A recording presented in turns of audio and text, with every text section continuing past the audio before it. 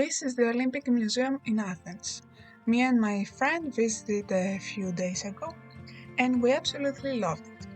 It is a pretty big museum with 18 rooms, and it usually takes 1 or 2 hours for visitors to go through the whole of it. Personally, me and my friend would easily stay there for 3 or 4 hours, but if you're not crazy like us, you'll be fine.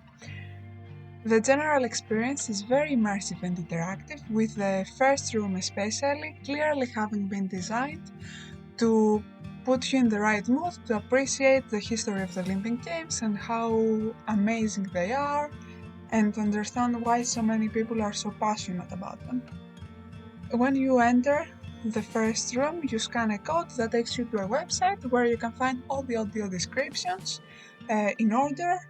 So while you are walking from room to room, you can go to the next description and hear it while you are checking out the room and everything that is inside. There are many items that you can touch. Most of them are copies of ancient works of art, or perhaps replicas of the awards victors would take once upon a time. And you can even get a photo with some of the Olympic torches. Personally, I got a photo with the torch that was used in the 2004 Games in Athens, which is a little bit funny because my name is Athena and the games were in Athens, so the torch says Athena, and it is a bit of an inside joke with my friends. Each room focuses on something different, from the history of the Olympic Games to the greatest moments. The descriptions are all written in Greek, English, and Braille, and you also have the audio descriptions if you want, so that creates a museum that is quite accessible to most people. The location is inside the Golden Hall, which in my eyes is basically a mall for rich people, and right next to the Olympic Stadium, or otherwise known as Attika in Greece, which you can visit before or after visiting the museum. It's accessible to the public and a very nice way to finish the experience and your Olympic journey. The easiest way to get to the Golden Hall is through the metro, Athens Underground Railway System. Once you get to the right entrance, which you can find by following various signs that tell you where the museum is, you have to take an elevator to the right floor, and there you will find right on your left the entrance to the museum, where you can buy or scan your ticket and start your tour. The ticket is cheap enough. I think it's worth the money. I think it's worth the time. You start the experience by getting in a room that is round, basically shaped like a planetarium if you've ever been in one. And there are 5 screens, each shaped like an olive tree leaf, basically creating a wreath around your head, where you see some of the greatest moments from the Olympic Games, and at the end you watch a small video where olive tree branches are rustling in the wind and you hear the sounds of nature, and it definitely is a great first step to immerse you into the whole experience of the museum, and I very much like this room.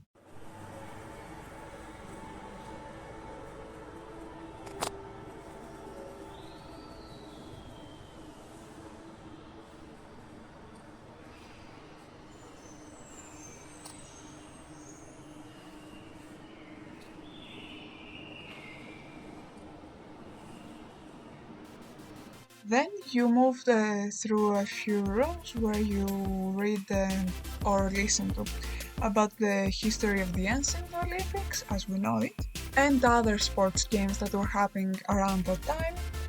You can touch various items, like I said, ancient creations, or rather replicas of ancient creations, and the awards that were given to the victors then, like red ribbon and the olive wreath that we all know and love.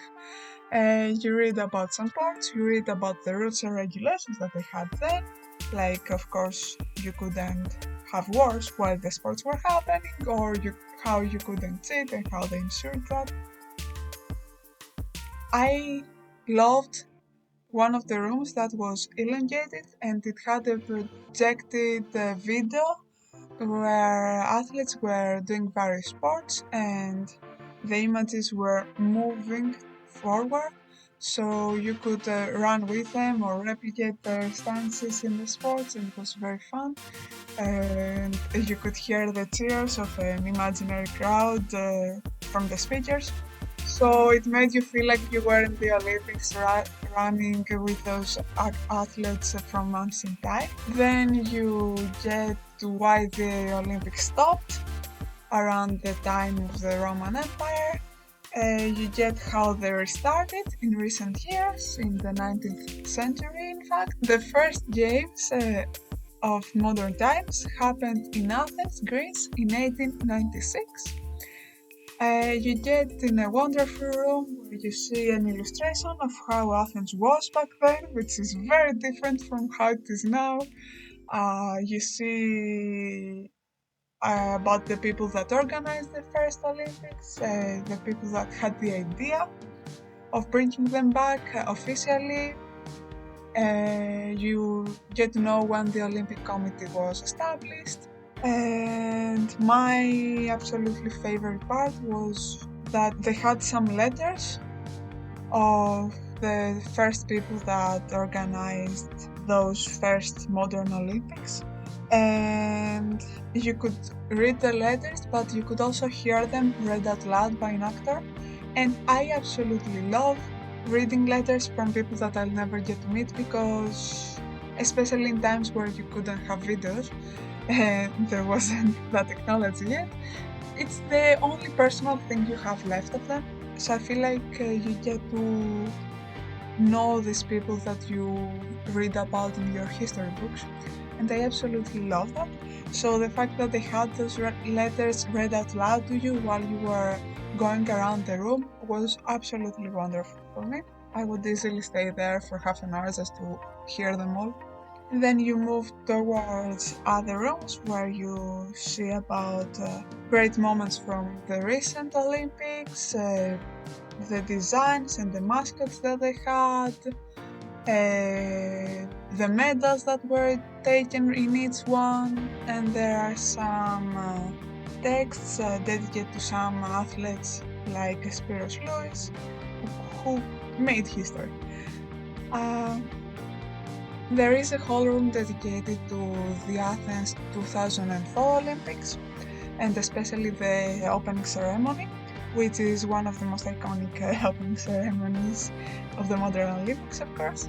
And if you have a chance, go check it out. It exists on YouTube, you can find it if you search, and it is truly beautiful, and I think shows why the Olympics are so important to so many people.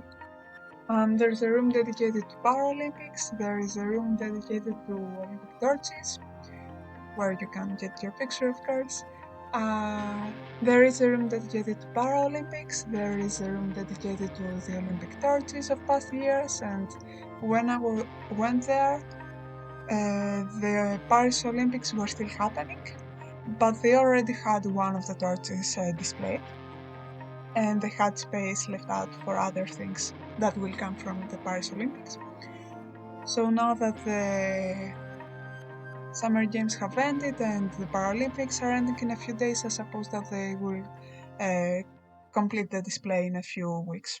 The final room, which is also the biggest one, is filled with equipment and uniforms that were used in all those decades of Olympic Games that have happened since 1896. And they come from all different countries and continents, and all games, summer, winter and Paralympics, everything. There was a bow and arrows from someone, I think there were gymnastic uniforms, even some of the water sports equipment. It was wonderful to see them. It said who wore them or who used them and in what games. Very, very nice. And that's the room where a game was. The game consisted of two wheelchairs that were, of course, drilled to the ground. You couldn't actually move them. You could only move the wheels, and they were connected to a screen, and you could run an imaginary lap of 400 meters by moving the wheels very quickly. It could be used by two people at once, basically competing with each other. I played it with my friend, I lost, of course, but it is definitely an eye-opener because our arms were so tired afterwards, and we just ran one lap and we didn't even have to take care of turning on the turns. You couldn't move the chair, so you could only go forwards, and the screen told you that we were doing a full round with the turns.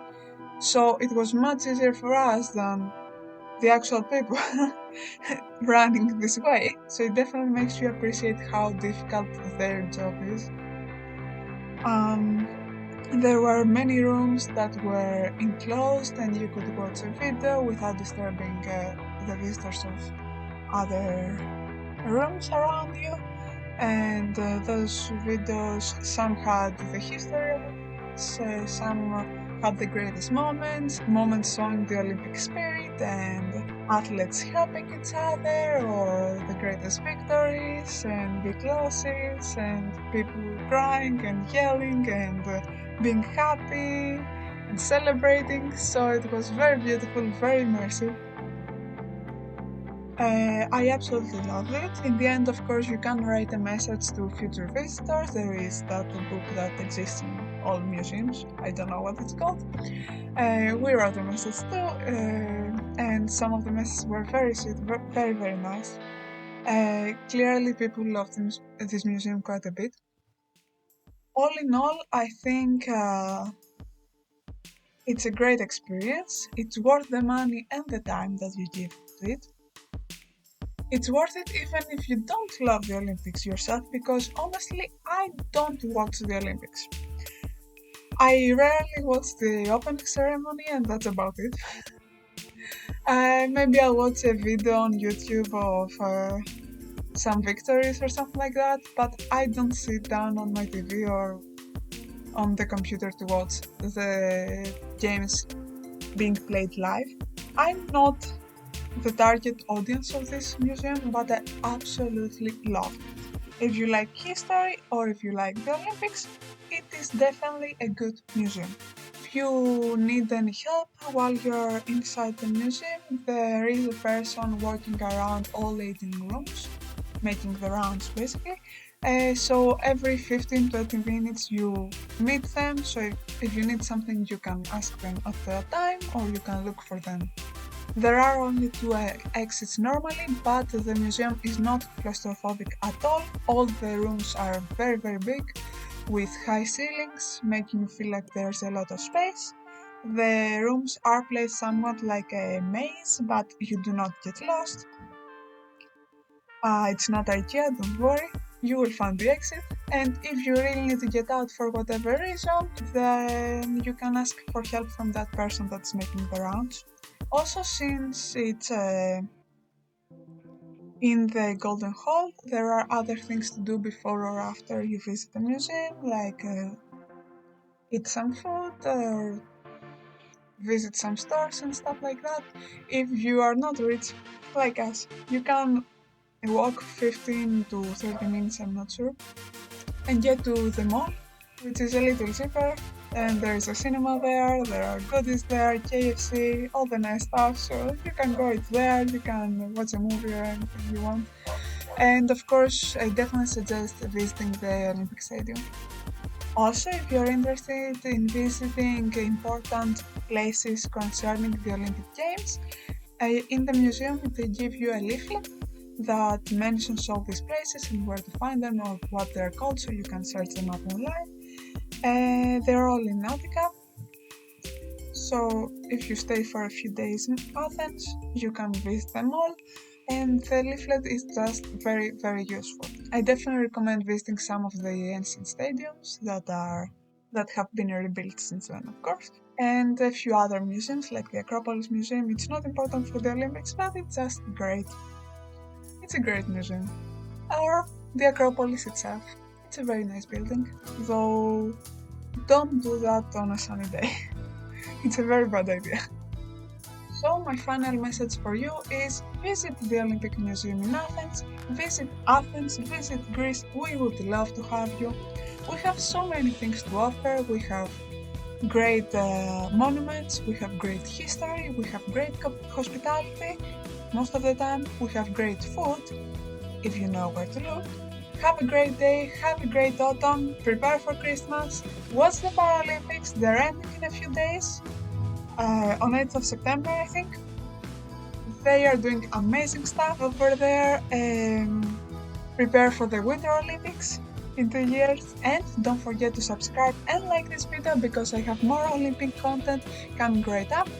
There are apparently games, PC games that were made for the Olympics, so I will make videos of that, we will play them together. I definitely recommend you stay around and check those out. We will have a lot of fun in the next weeks. Bye!